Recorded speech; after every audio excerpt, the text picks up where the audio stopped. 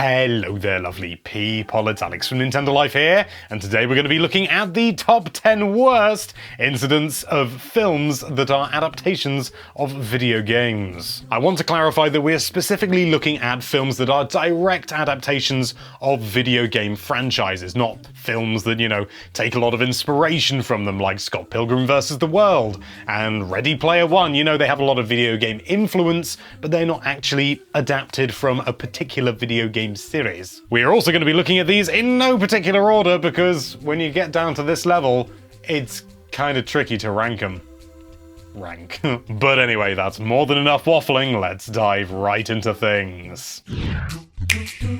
To kick things off, we thought we'd have a look at one of the most infamous video game film adaptation things. Yes, we're talking about Street Fighter. If you can't tell, this is a live-action adaptation of basically Street Fighter 2 in a very broad sense. It has a lot more in relation to that than it does the original Street Fighter, as does everything ever. And you may not know that it was plagued with all sorts of production issues right from the get-go. What's surprising, though, is that Capcom financed pretty much the whole thing, and apparently had total control over every aspect.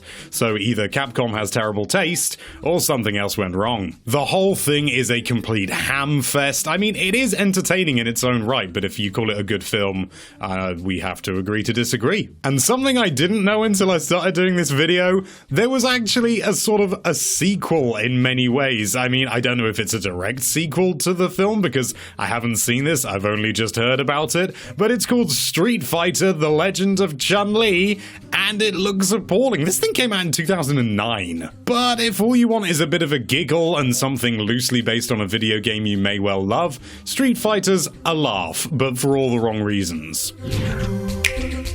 I had no idea that there was a Double Dragon film until I did this video.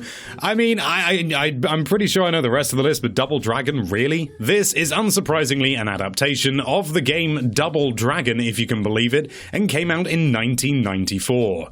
You'd think they'd know better by then. It's a fairly by-the-numbers affair in terms of the plot, but even so, I mean, I really have to remind you that this came out in 1994, and honestly, it looks 10 years older than that. I don't know quite how they managed to make a film look this old. For comparison, this was the same year that Forrest Gump was released, and I know he's got nothing to do with video games, but that film looks like it could have been made yesterday. Do you remember the original Alone in the Dark? And then do you remember what they did with it on the Wii? I'm the light bringer! Well, they also did it to a film in 2005. Yes, they didn't have any sense even 10 years after Double Dragon. Weirdly, rather than being an adaptation of any particular game, this is supposedly a sort of a sequel to the fourth game. And if you're looking at this trailer and getting distinct vibes about something if you know about film, yes, this was directed by Uwe Boll. This film was so badly received that it managed to bag 2 Golden Raspberries and 3 Stinker Awards, which, if you're not aware, are kind of like the anti-Oscars. Well, that makes them sound prestigious. They're just, it's for bad films. There was even a sequel to this, which was apparently marginally better received. Although, to be honest, we can only really have one of these on the list because otherwise it's gonna make me too sad. Yet another fighting game. Anyone would think that the 90s and the 80s had some sort of obsession with fighting. DOA Dead or Alive, which... it's just yet another brain-dead action film with so little of note it's almost painful. It's probably one of the higher budget films on this list, as you can tell from some of the slightly exotic locations. Clearly somebody was putting some sort of money into this. And there is a scene where Holly Valance is fighting entirely topless with nothing but a towel, and yet it still manages to maintain her modesty. I mean, that alone is something to behold, but it doesn't save this film. He's back again, and about time too. Yes, it's Mr. Uwe Boll again with House of the Dead.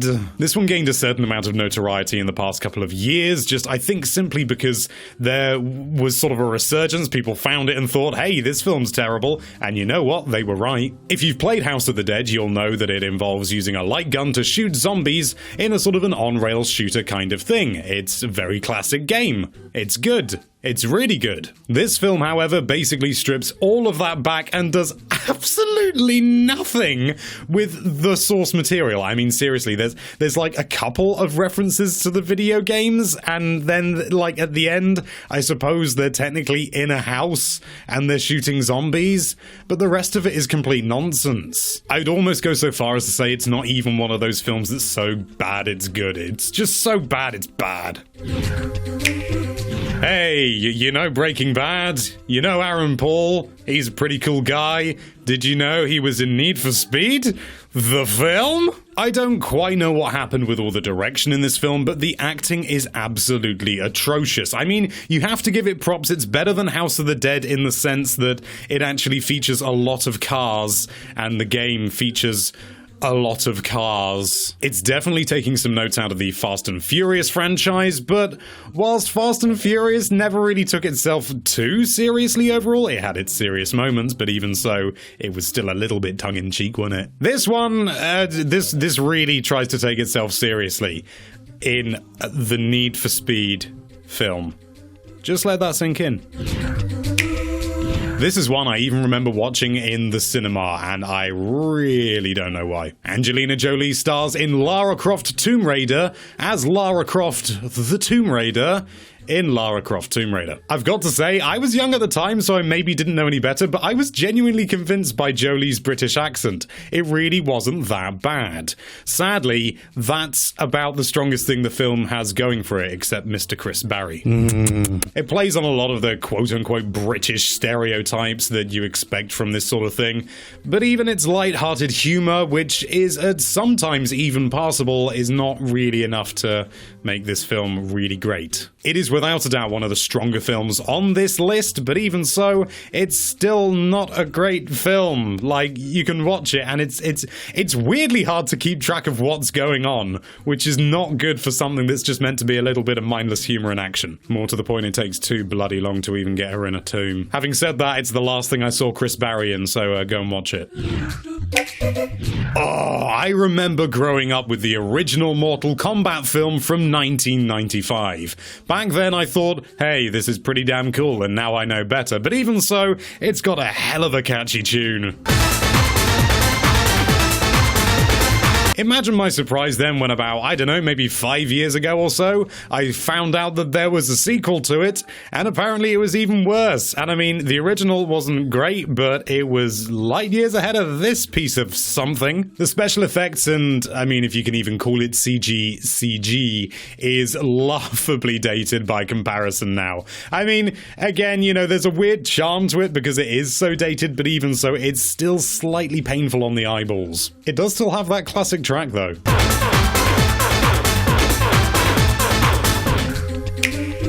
Max Payne. Remember Max Payne? You know, the sort of the downbeat detective shooter, that whole sort of thing. Detective films work great in cinema, and that's something that would translate perfectly, wouldn't it? Surely. How did they get this wrong? It seems like on paper at one point, maybe this film had something going for it, and it had some interesting ideas in the whole sort of deep and dark, moody atmosphere. It could have really worked, but it's dull. It's so desperately dull. It did okay at the box office though, not enough to warrant a sequel, but even so, clearly enough people liked it, or at least watched it at one time at least. It's got Mark Wahlberg. That's about the best thing I can say about it. And of course, we couldn't leave this one out now, could we? This is what everyone's been waiting for. This is why even when things are in no particular order, we sometimes slightly order them. Super Mario Bros. From 1993. Oh my lord, this is a religious experience. To say that there were production problems is a massive understatement.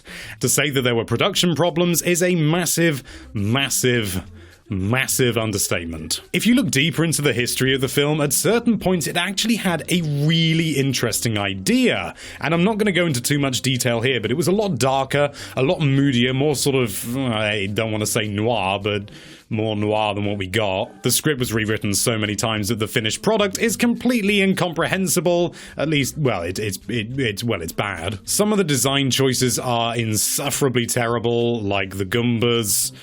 and the Koopas, and the Goombas. As someone mentioned to me recently on Twitter, instead of the Bowser, the King Koopa we all know and love, we instead got Donald Trump with cornrows. But the film's cast was actually pretty good overall. I mean, Bob Hoskins for one thing. Fantastic actor, and I think, given the fact that the rest of the film is so terrible, he does a pretty damn good job. In fact, Dennis Hopper, the guy who played King Koopa, as he's referred to in the film, but let's be honest, it's just Mr. Bowsy Boy, his son asked him, "Dad, I think you're a pretty good actor, but why did you play that terrible guy King Koopa in Super Mario Bros?"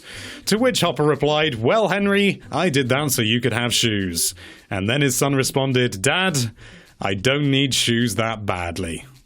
And I think that's the best way to sum this up. It is one of the few films on this list that I would recommend you watch, simply because it is just such a weird amalgamation and almost a laundry list of how not to do a film. So if you're interested in film or video games or adaptations or even just weird things from the 90s to do with Mr. Mario, I'd say check it out. It's something you won't forget. And there you have it, a medley of nonsense and rubbish, if ever I saw one, but entertaining nonetheless. Do you have a particular penchant for a particular bad film that's based on a video game? Huh? Let us know down there in the comments. Thank you so much for watching. If you like this video, then why don't you that subscribe button, and be sure to check out nintendolife.com for all sorts of lovely Nintendo related content. Thank you again for watching. Bye bye.